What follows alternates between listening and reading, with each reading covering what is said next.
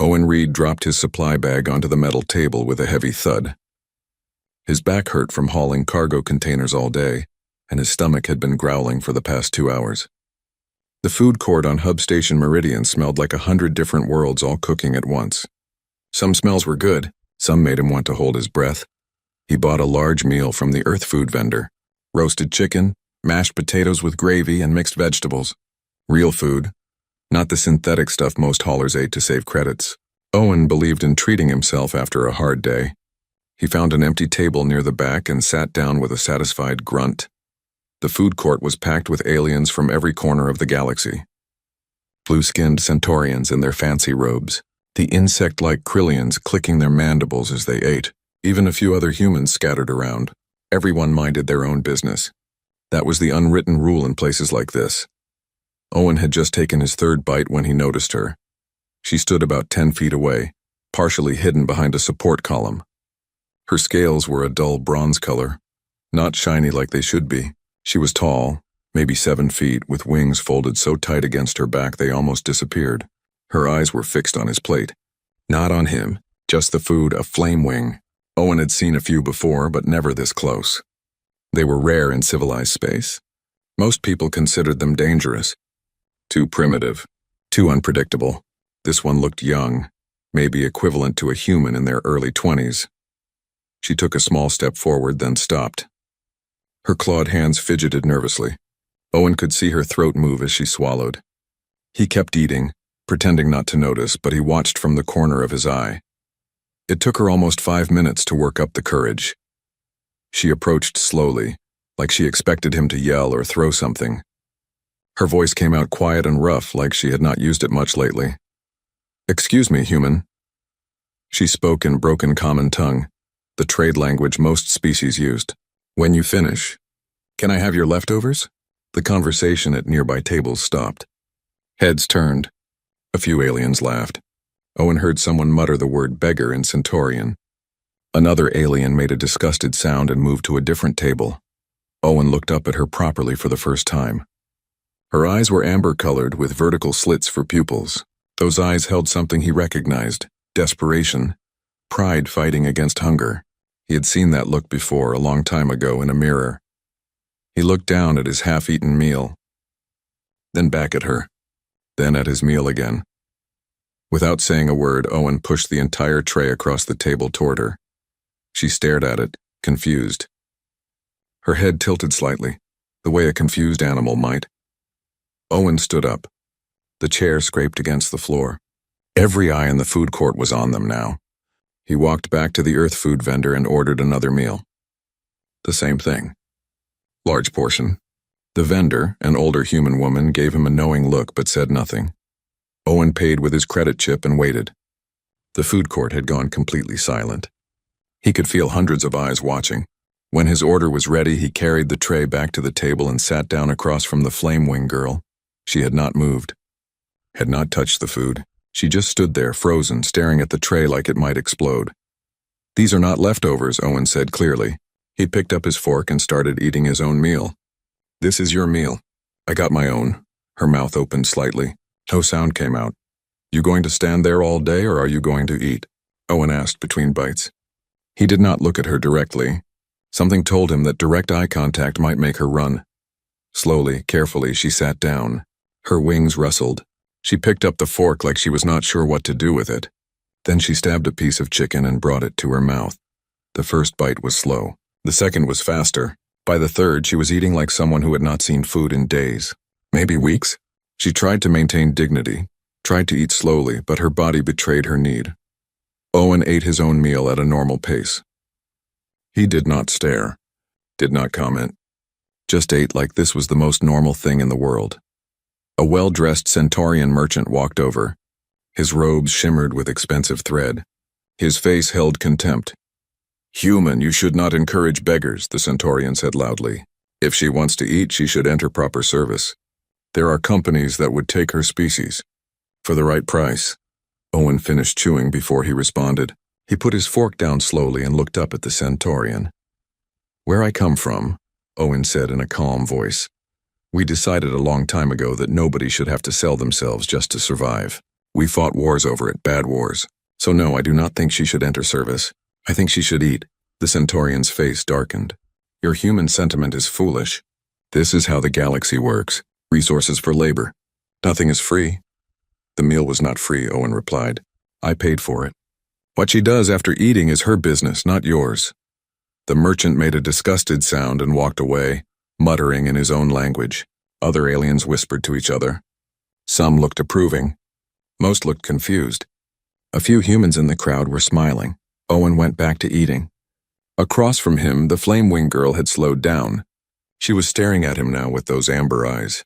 They were wet. She was crying, he realized, though no tears fell. Maybe her species could not produce tears. What is your name? Owen asked. She hesitated. Lyra. I am Owen. Nice to meet you, Lyra. They finished their meals in silence. But it was a different kind of silence now. Less awkward. Almost comfortable. Then station security arrived. 2 of them, heavily armed, walking straight toward their table. The crowd parted to let them through. You, one of the guards said, pointing at Lyra. We have received complaints. You are soliciting in the food court. That is prohibited. You need to leave the station. Owen stood up. Not aggressive, but firm. She is not soliciting. She is my guest. And as of right now, she is my crew member. So unless you want to start removing employed workers from the station, I suggest you walk away. The guards looked at each other. One spoke into his communication device. There was a brief conversation Owen could not hear. Finally, the guard nodded. If she is employed, that changes things. But we will verify this. If you are lying, there will be consequences. I am not lying, Owen said simply. The guards left. The crowd slowly went back to their own business. Owen sat back down and realized what he had just done. He had just hired someone he met 5 minutes ago. Someone he knew nothing about. A flame wing, which meant most stations would give him trouble. His ship insurance might even increase. Across the table, Lyra stared at him like he had just grown a second head. Why? She whispered. You do not even know me, Owen shrugged. He felt tired suddenly. Tired, but somehow lighter. Everyone deserves a chance to eat without strings attached, he said. We will figure out the rest as we go. For the first time since he had seen her, Lyra smiled. It was small and uncertain, but it was real. Lyra woke before the artificial sunrise on the station. She had spent the night in the cargo bay of Owen's ship, the Steady Hand. He had offered her the spare crew quarters, but she refused. The cargo bay felt safer, more familiar. She could leave quickly if she needed to. She did not trust this yet. Could not trust it. The metal floor was cold against her scales. She had slept curled up in the corner, wings wrapped around herself like a blanket. Old habits from living on the streets of the station. Always make yourself small. Always stay ready to run. But nothing bad had happened during the night. Owen had simply shown her the ship, pointed out where things were, and gone to his own quarters. He did not lock her in. Did not set up surveillance she could see. Just went to sleep like having a flame wing on his ship was completely normal. Lyra stood and stretched. Her wings ached from being folded for so long. When was the last time she had flown? Months, maybe longer. The station did not allow flame wings in the open flight areas. Fire hazard, they said. Dangerous species, they said. She looked around the cargo bay. It was messy. Containers stacked without much organization. Tools scattered on a workbench. Dust in the corners. She had seen worse, but she had also seen better.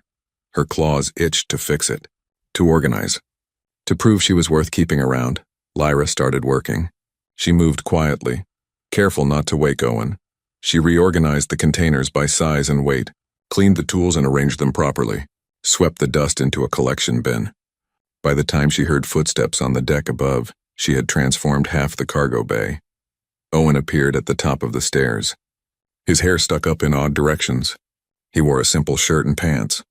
He carried 2 metal cups that steamed in the cool air. You are awake early, he said. His voice was rough from sleep. Lyra stood very still, suddenly afraid. Had she overstepped? Was he angry that she touched his things? I was organizing. I am sorry if I should not have. It looks good, Owen interrupted. He came down the stairs and held out one of the cups. Do you drink coffee? She took the cup carefully. The warmth felt good against her palms. She sniffed it. Bitter. Strange. She took a small sip and tried not to make a face. Owen laughed. Yeah, it is an acquired taste. There is water in the galley if you prefer. He sat on one of the newly organized containers and looked around the cargo bay. You did not have to do this. I wanted to help, Lyra said quickly. I need to earn my place. You said I was crew. Crew works. Crew also sleeps in actual beds, Owen pointed out. The spare quarters have a hammock. Might be more comfortable than metal floor. Lyra did not answer. She sipped the awful coffee and tried to think of what to say. Owen seemed to understand. Take your time. No pressure. But we do have work today if you want to help. Real work. Got a cargo run to a mining colony about 6 hours from here. Easy job, good pay. What do I need to do? Lyra asked. Monitor the instruments while I pilot. Help load and unload the cargo. Basic stuff. I will show you everything. They spent the next hour preparing the ship. Owen explained each system patiently. Navigation, life support, engine monitoring, communication. He did not get frustrated when she asked questions. Did not treat her like she was stupid for not knowing. Most species treated flame wings like they were barely civilized. Good for manual labor, too dumb for technical work. Owen treated her like a person learning a new job. The steady hand undocked from the station smoothly.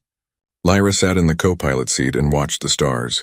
She had not been in space since fleeing her destroyed colony world. That journey was a nightmare she tried not to remember. Packed in a refugee transport. Too many bodies. Not enough food. People dying around her. This was different. Quiet. Peaceful. Just her and Owen and the hum of the engines. You have been quiet, Owen said after an hour. You okay? Just thinking, Lyra replied. This is my first time as crew. My first time in space since I escaped. Owen nodded but did not push for details. They flew in comfortable silence for a while. Then alarms started blaring. Red lights flashed on the control panel. The temperature gauge for the cargo bay shot up dramatically. Owen cursed and started working the controls. Temperature regulator is failing, he said quickly. Cargo bay is going to overheat. We have medicine in there. It will be destroyed if we cannot fix it. He unbuckled and started toward the stairs. Lyra grabbed his arm. How hot? She asked. Already at 45 degrees. Going higher, why? I can handle heat, Lyra said. My species evolved in volcanic regions. What needs to be fixed? Owen stared at her for a moment. Then he pulled up a schematic on his tablet. This connection here. It came loose. Needs to be reattached and sealed. But it is deep in the bay. The heat will not hurt me, Lyra finished. She took the tablet and studied the image. I can do this. She went down to the cargo bay before Owen could argue. The heat hit her like a physical wall. She could hear Owen shouting something about safety equipment, but she ignored him. This was her chance. Her opportunity to be actually useful. The heat climbed higher. 50 degrees, 55. For a human, this would be deadly. For Lyra, it was uncomfortable but manageable. She found the loose connection exactly where the schematic showed. Her claws were perfect for the tight space. She reattached the connection and used her natural fire breath, just a tiny controlled burst to seal it properly. The temperature started dropping immediately. Lyra climbed back up to the cockpit. Owen looked at her with wide eyes. That should not have been possible, he said. A human would have passed out. Maybe died, Lyra shrugged. Her scales felt pleasantly warm. I am not human. No, Owen agreed slowly. No, you are not. You are something better for this job. They completed the cargo run without further problems. The mining colony administrator was surprised to see a flame wing working as free crew. He kept looking between Lyra and Owen like he expected some kind of trick. Owen split the payment right down the middle. He transferred half the credits to a new account he had set up for Lyra that morning. She stared at her credit chip in disbelief. This is more than most species pay their full crew. Equal work, equal pay. Owen said simply. That is how it works. You saved that cargo. Probably saved the ship. You earned it. Lyra looked at the numbers on her chip. More credits than she had seen in months. Enough to buy food. Maybe even rent a small space on the station. Enough to leave if she wanted to. She looked at Owen. He was already plotting their course back to the station, humming some human song under his breath. He did not seem worried that she might take the money and disappear. What is our next job? Lyra asked. Owen looked up and smiled. Our next job? Well, there is a shipment heading to the outer colonies. Good pay, 3 days travel. You interested? Lyra nodded. I am interested. For the first time in a very long time, she felt something strange and unfamiliar. It took her a moment to recognize it: hope. 3 weeks had passed since that day in the food court. Lyra could barely recognize herself anymore. Her scales had regained their shine, turning from dull bronze to bright copper. Her wings were stronger. She could fold them properly now, not pressed tight against her back in constant fear. She had even gained weight, healthy weight, muscle. The spare crew quarters on the steady hand had become her room. She kept it clean and organized. A few possessions lined the small shelf. Nothing much. A spare set of clothes Owen had bought her. A crystal she found at one of the mining colonies that caught the light in pretty ways. A small plant in a container. She was learning to take care of it. She was learning a lot of things. Owen was patient. He taught her navigation, basic repairs, how to read shipping manifests. She was good with mechanical work. Her claws could reach places human fingers could not. Her strength made heavy lifting easy. They made a good team. They had completed 6 jobs together. 6 successful runs. No problems. Good pay every time. Split evenly every time. Lyra had more credits now than she ever imagined having, but things were about to get complicated. They docked at Hub Station Meridian for resupply. Lyra walked through the station differently now. Head up, wings relaxed. She wore a crew jacket Owen had given her with the Steady Hand logo on it. People still stared, but it was different. Some stared with curiosity instead of disgust. She was buying supplies at a shop when she noticed the whispers. Aliens pointing at her with their various appendages, some taking pictures. She tried to ignore it, but the attention made her scales itch with nervousness. Back at the ship, Owen was dealing with his own problem. A tall alien in an expensive suit stood on the dock. Valorian, Lyra recognized. They were one of the major corporate species in the galaxy. Rich, powerful, usually unpleasant. Mr. Reed, the Valorian said in a smooth voice. I represent Helion Industrial Corporation. We have a proposition for you. Owen crossed his arms. Not interested in corporate contracts. I work independently. This is not about a contract for you, the Valorian replied. We want to purchase your Flamewings work agreement. Owen's expression did not change, but Lyra saw his jaw tighten. She was returning to the ship and heard the conversation. She stopped behind a cargo container to listen. She does not have a work agreement, Owen said carefully. She is crew. Free crew? The Valorian laughed. Of course. But surely you have some form of contract. Payment terms? Obligation periods. We are prepared to offer you 200,000 credits for whatever agreement you have. 200,000 credits. Lyra's mind went blank. That was enough to buy a new ship. A bigger one. Better equipment. Owen could retire if he wanted. I think you misunderstand the situation, Owen said. His voice had gone very cold. Lyra is not under contract. She works here because she chooses to. She can leave whenever she wants. I cannot sell something I do not own. The Valorian's expression shifted to confusion. Then how do you ensure her loyalty? Her continued service? I pay her fairly and treat her with respect. Seems to work fine. How very human of you, the Valorian said with clear condescension, but inefficient. Our corporation has use for a Flamewing. We have industrial facilities that require heat-resistant workers. We can offer her steady employment, structure, security. You can offer her that yourself, Owen replied. I am not her keeper. Go ask her if she is interested. Lyra stepped out from behind the container. Both of them turned to look at her. The Valorian's eyes lit up with interest. Owen's expression stayed neutral, but she saw concern in his eyes. I am not interested, Lyra said directly to the Valorian. Thank you for the offer. The Valorian studied her. You understand we are offering guaranteed work? Fixed salary? Company housing? All the uncertainty of independent hauling would be eliminated. I understand, Lyra replied. My answer is still no. The alien looked between her and Owen. Fascinating. The human has trained you well. Tell me, does he at least keep proper documentation? Insurance? Legal protections? I have my own documentation, Lyra said, feeling her temper rising. My own insurance. My own legal status as an independent worker. I am not trained. I am employed. There is a difference.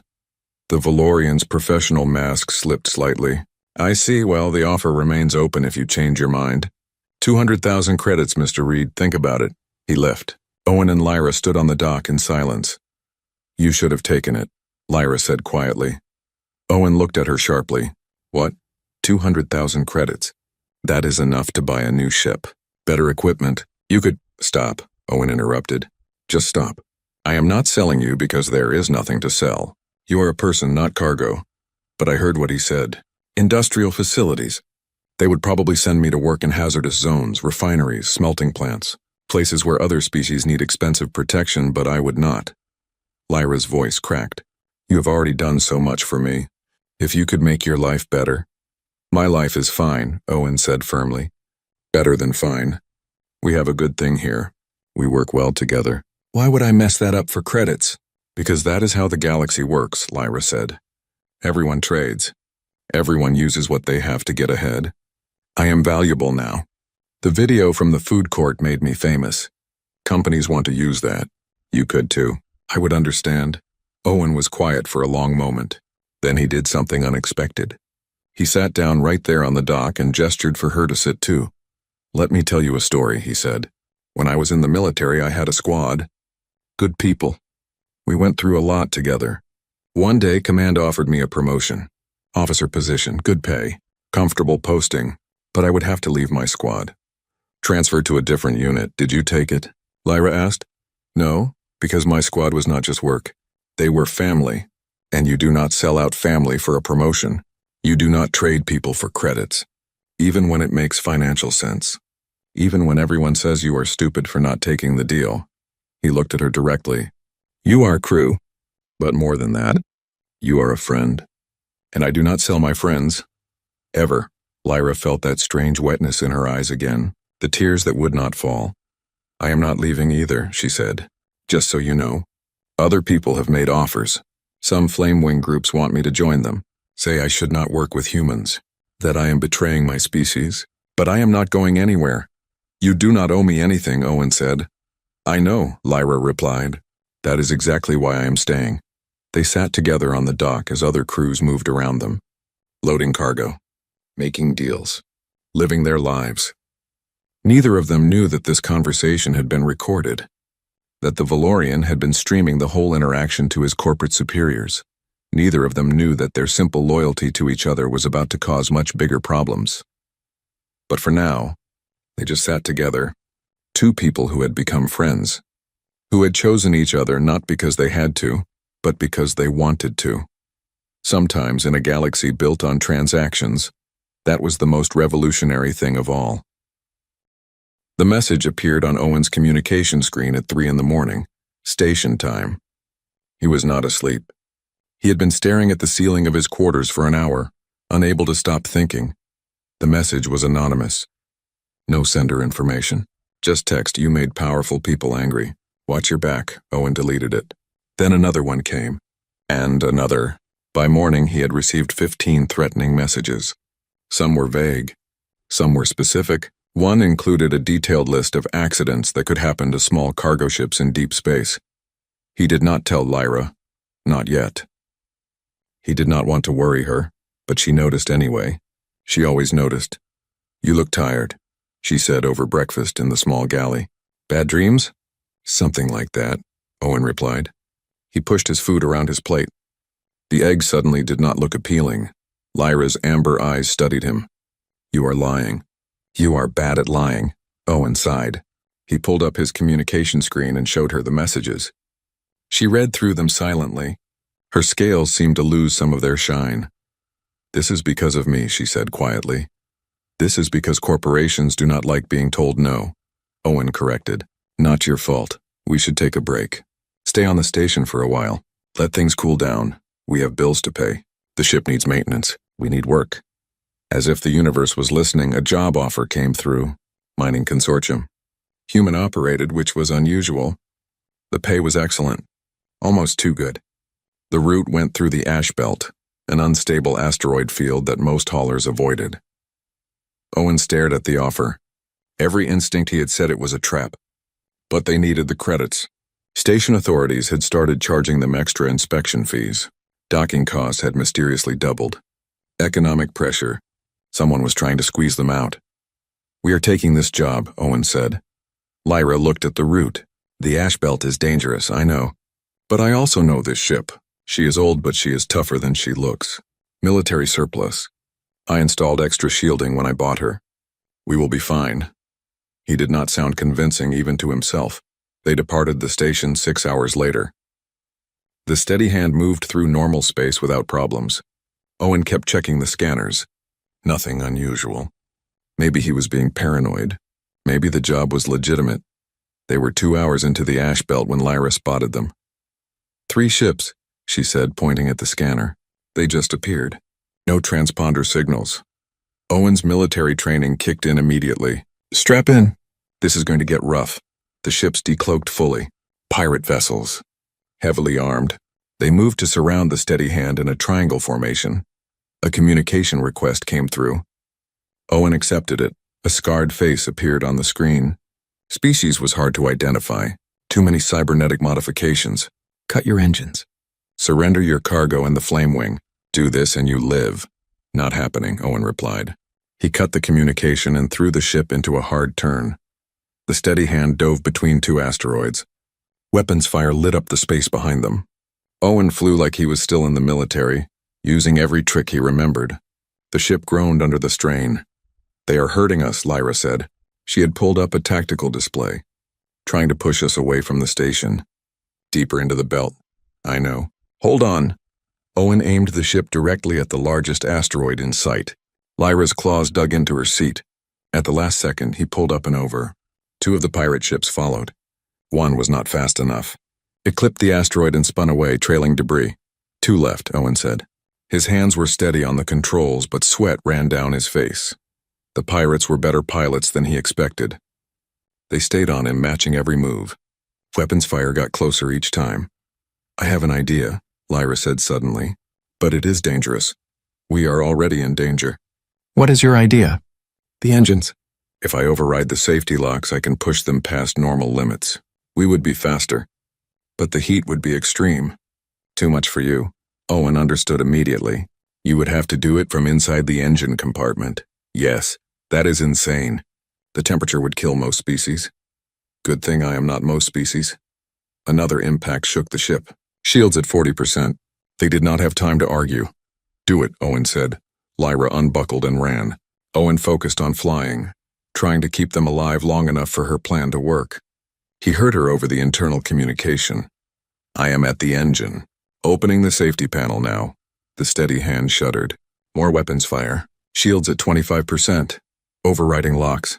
This is going to feel rough. The ship lurched forward. Speed increased dramatically. The pirate vessels fell behind, caught off guard.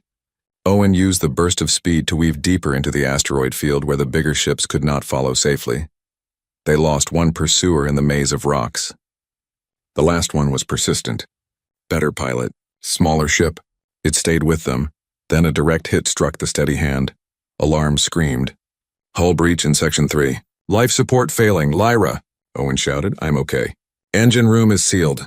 Her voice sounded strained. I can fix the breach. Give me 2 minutes. We might not have 2 minutes. Then fly better. Despite everything, Owen almost laughed.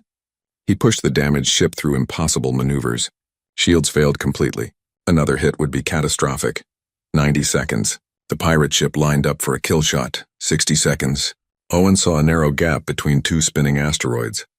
Impossible gap. Suicide gap, 30 seconds. He went for it anyway. The steady hand scraped through with centimeters to spare. The pirate ship tried to follow. It was too big, too slow. It smashed into one of the asteroids. Explosion lit up the scanners. Breach sealed. Lyra's voice came through. But Owen, the heat damaged the mineral regulators. I used my fire breath to weld the breach. I do not feel good. Just get back up here. We are heading to the nearest station. Silence. Lyra? More silence. Owen switched to internal cameras. The engine room showed Lyra collapsed on the floor, scales dull, breathing shallow. He had no choice. He set course for the nearest station and hoped they would make it in time. The nearest station was called Frontier Rest. Small, independent, mostly a refueling stop for ships traveling the outer routes. Owen pushed the steady hand to maximum speed. Damaged systems screaming in protest, he kept calling down to the engine room. Lyra, talk to me. Say something, no response. The internal cameras showed her in the same position, not moving. The station appeared on his scanners. 40 minutes away, then 30, then 20. Each minute felt like an hour. He sent an emergency medical request ahead. By the time he docked, a medical team was waiting. 2 humans and a Krillian medic. They rushed into the ship with a stretcher. Owen had already carried Lyra to the airlock. She felt too light in his arms. Her scales had turned gray. Her breathing was so shallow he had to watch carefully to see her chest move. "What happened?" the lead medic asked a human woman with gray hair. She used her fire breath. Too much. She said something about mineral regulators. The Krillian medic made a clicking sound. Flame wings metabolize specific minerals to produce their fire. Using too much depletes their system. "This is very serious. We need to get her to the medical bay immediately." They took her. Owen tried to follow, but the gray-haired medic stopped him. "Let us work. You can see her when she is stable." Owen stood in the docking bay. His ship was damaged. His crew member was dying, and it was his fault. He should never have taken that job. Should have known it was a trap. He went to the station's small bar and sat alone. He did not drink. Just sat there staring at nothing. A screen on the wall was playing news feeds. Owen barely noticed until his own face appeared. He looked up sharply. The footage showed the pirate attack. One of the pirates must have been streaming it. The feed showed the steady hand dodging between asteroids, showed the impossible flying, showed the final escape through the spinning rocks. The news anchor, a Centaurian, was talking. This footage has spread rapidly across the network. The human pilot, identified as Owen Reed, was defending his Flame Wing crew member from what appears to be a corporate-sponsored attack. The Flame Wing, Lyra, sustained critical injuries, saving the ship. Owen's communication device started buzzing. Messages. Dozens of them. He ignored them all. Hours passed. Finally, the gray-haired medic found him. "She is stable," the medic said. But it was close. Another hour and we would have lost her. Flame Wings need massive mineral replacement after using their fire breath that way. "The treatment is expensive." "How expensive?" Owen asked, the medic told him. Owen felt his stomach drop. It was more than he had. More than both their savings combined. He would have to sell the ship. Even then, it might not be enough. "I will figure it out," Owen said. "Just keep her alive." He went back to his ship to start making calls. Maybe he could get a loan. Maybe he could sell some equipment. He was halfway up the boarding ramp when someone called his name. A group of people approached. Other haulers. Owen recognized a few faces. Independent crews like him. They stopped in front of him. An older human man stepped forward. "We saw the news. Heard about your situation." "I am handling it," Owen said shortly. "We know you are, but you do not have to handle it alone." The man held out a credit chip. We took up a collection. Every independent hauler docked at this station contributed. Some of the station workers, too. Even a few corporate types who were impressed by your flying. Owen took the chip and checked the balance. His vision blurred. It was enough. More than enough. "I do not know what to say," he managed. "Do not say anything," a Krillian hauler clicked. "Just keep being you. Keep showing the galaxy that there is another way to do things, that we do not have to treat each other like transactions." "The corporations hate that," a human woman added, "which means you are doing something right. If they can come after you for treating your crew with dignity, they can come after any of us." Owen looked at the group, maybe 20 people, different species, different backgrounds, all independent crews who lived on the edge of the galaxy where corporate reach was weaker. "Thank you," he said. His voice cracked. "Thank you all." They dispersed slowly. Owen went directly to the medical bay and paid the bill. The gray-haired medic nodded approval. "She can have visitors now. Briefly, she is awake." Lyra was in a medical bed, hooked up to various monitors and tubes. Her scales had regained some color, but she still looked weak. Her eyes opened when Owen entered. "You look terrible," she said. Her voice was rough but had that familiar edge of humor. Owen laughed. It came out more like a sob. "You almost died saving my ship. I think I am allowed to look terrible." "Our ship," Lyra corrected. "And I did not save the ship." "I saved us. There is a difference." Owen sat in the chair beside her bed. "The medic said you need to rest. No work for at least 2 weeks." "2 weeks?" Lyra tried to sit up and winced. "We cannot afford that. We have bills. The ship needs repairs, already handled. Other haulers took up a collection, paid your medical bills, gave us extra for repairs." Owen shook his head in amazement. "I think we started something. That day in the food court. The way we treat each other. People are paying attention." "Is that good or bad?" Lyra asked. "Both, probably. The corporations are definitely not happy, but other independents are watching, seeing that maybe there is another way. They sat in silence for a moment. Then Lyra said quietly, "I heard the pirates. They said to surrender the cargo and me, like I was just another piece of property. You are not property. You are crew. You are family. I know that. You know that. But the galaxy does not work that way." "Maybe it should," Owen said. "Maybe we make it work that way." Lyra smiled weakly. 2 people against the entire corporate structure of the galaxy? Those are bad odds. We are not alone anymore. You saw those haulers. They are with us. And I bet there are more. People tired of the way things are. Ready for something different. "Something human," Lyra said. "Something better," Owen corrected. A nurse, Acrylian, entered to check Lyra's monitors. "She needs rest now. You can visit again tomorrow," Owen stood. "I will be on the ship if you need anything." "Owen," Lyra called as he reached the door. "Thank you for not giving up on me." "Thank you for not giving up on us," he replied. He left the medical bay and walked through the station. People nodded at him. Some smiled. A few stopped to shake his hand. Word had spread fast. Owen Reed, the human who refused to sell his crew member. Lyra, the flamewing who almost died saving her captain. Together, they had become something the galaxy had not expected. They had become a symbol. 6 months had passed since the attack in the Ash Belt. The steady hand sat docked at Hub Station Meridian, freshly repaired and better than ever. The cargo bay was full of legitimate goods, properly paid for, heading to the outer colonies. But the ship itself was not the biggest change. Owen stood at the loading ramp, checking manifests on his tablet. Behind him worked 2 new crew members. Danny was a young human who could not afford the academy fees to become a proper pilot. He had been sleeping in maintenance tunnels when Owen found him. Now he was learning navigation and showing real talent. The other was called River. His species did not use gender pronouns the way humans did. River was a refugee from a war-torn system, pale blue skin marked with scars. He was quiet but incredibly skilled with engineering. He and Lyra worked together like they had been crew for years instead of months. Lyra herself was directing the loading. Her scales gleamed copper in the station lights. Her wings were fully extended as she used them for balance while lifting heavy containers. She had gained even more muscle. She looked healthy, strong, happy. "That is the last container," she called out. "We are loaded and balanced. Ready to depart when you are." Owen nodded. "Good work. Danny, run through pre-flight checks. River, make sure those new engine modifications are calibrated." "Already done," River said in his soft voice. "I tested them twice. We will have 15% more efficiency." The steady hand had become something of a legend among independent haulers. The ship where humans did things differently, where crew was treated as family, where pay was split equally and no one was left behind. Other ships had started copying their model. Small at first, a crew here, a crew there, but it was spreading. The old ways of indentured service and contract slavery were starting to look outdated, cruel, unnecessary. The corporations were not happy about it. "Owen Reed," a formal voice called from the dock. Owen turned to see an official-looking group approaching.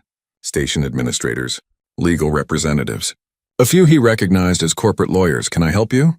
Owen asked carefully. The lead administrator, a Centaurian in official robes, held up a tablet. "You have been summoned to a tribunal. Helion Industrial Corporation has filed charges against you." "What charges?" "Interference with corporate contracts. Encouraging breach of service agreements. Operating a ship that undermines established economic practices." The administrator looked uncomfortable as he read them. Also, they claimed damages from the loss of their hired contractors in the Ash Belt. Owen stared. "You mean the pirates they sent to attack us?" "The tribunal will determine the facts. You are required to appear in 2 hours. Failure to appear will result in your ship being impounded and your station privileges being revoked." Lyra appeared at Owen's shoulder. "This is about me. They are still angry I refused their offer." "This is about control," Owen corrected. "They want to make an example of us. Show everyone what happens when you do not play by their rules." Danny and River joined them. The 4 crew members stood together facing the officials. "We will all testify," Danny said. "Whatever you need." The tribunal was held in one of the station's large conference rooms. It was packed. News crews from a dozen networks. Independent haulers who had come to watch. Even some corporate representatives curious about the outcome. Owen and Lyra sat at one table. Across from them sat lawyers for Helion Industrial Corporation. The tribunal panel consisted of 5 judges from different species meant to be neutral. The corporate lawyers presented their case. They showed economic data about how Owen's model was disrupting labor markets. They claimed his treatment of Lyra set dangerous precedents. They even tried to argue that by not controlling her properly, he was responsible for her actions. The Flame Wing used military-grade tactics in the ash belt, one lawyer argued. She sealed a hull breach with her fire breath, a controlled application of force that shows training. This suggests the human is operating a privateer vessel disguised as a cargo hauler. I sealed the breach to save our lives, Lyra interrupted. I was not trained. I was desperate. Order, the head judge said. You will have your chance to speak. The hearing went on for hours. Owen explained everything from the beginning. The food court meeting, the partnership, the equal pay, the attack, the rescue. I did not save her, Owen said clearly. I gave her an opportunity. She saved herself. Then she saved me. That is what crew does. That is what family does. Lyra testified about her experiences, the difference between being owned and being respected. The corporations wanted workers they could control. Owen wanted partners he could trust. He pushed his entire meal to me, Lyra said. Not the leftovers. The whole meal. He bought himself a new one. That moment changed my life. Because it showed me that kindness does not have to come with strings attached. That dignity is not a transaction. The judges deliberated for an hour. When they returned, the head judge spoke. This tribunal finds no evidence of illegal activity by Owen Reed or his crew. The charges are dismissed. The room erupted. Cheers from the independent haulers. Angry shouts from corporate representatives. The judge continued. Furthermore, this tribunal recognizes the need for updated regulations protecting independent workers. The treatment described by these crew members represents a model worth examining. The Meridian Accord will be drafted, establishing minimum standards for worker treatment and prohibiting coerced labor contracts. It was not a complete victory. The corporations would find other ways to push back. But it was a start. After the hearing, Owen and his crew returned to the Steady Hand. As they prepared for departure, Owen noticed a commotion at the food court. He walked over out of curiosity. A young Krillian was sitting at a table eating slowly. He looked thin, malnourished. His carapace was dull. A nervous alien approached him. Some species Owen did not recognize. Young. Scared. Excuse me, the alien said in broken common tongue. When you finish, can I have your leftovers? The Krillian looked at the alien, then at his meal. Then he smiled and pushed his entire tray across the table. These are not leftovers, the Krillian said. This is your meal. Let me get my own. Owen watched from a distance. Lyra appeared beside him, also watching. We started something, she said quietly. No, Owen replied. We just reminded people of something they forgot. That we all do better when we take care of each other. That kindness does not make you weak. It makes you strong. They watched as the Krillian returned with a new meal. The two aliens sat together talking. Strangers becoming friends over shared food. Come on, Owen said. We have a delivery to make. The crew of the Steady Hand returned to their ship. Danny plotted the course. River checked the engines. Lyra secured the cargo. Owen took his place in the pilot's seat. As they undocked from the station, Owen looked at his crew. A human kid from the streets, a refugee from a war, a dragon girl who once begged for leftovers, and himself a former soldier trying to find his place. They were not perfect. They were not powerful, but they were family. And in a galaxy built on transactions and control, that made them revolutionary. The Steady Hand jumped to faster-than-light travel. Behind them, Hub Station Meridian continued its daily business. In the food court, more people shared meals. More strangers became friends. More small acts of kindness rippled outward. Owen had once pushed a tray across a table without thinking. Just trying to help someone who was hungry. He never imagined it would change anything. But that is how revolutions start. Not with grand speeches or massive battles. With small moments, simple choices. One person deciding that another person's dignity matters more than following the rules. Can I have your leftovers? A hungry dragon girl had asked. These are not leftovers. This is your meal, a human had replied. and the galaxy was slowly learning what that meant.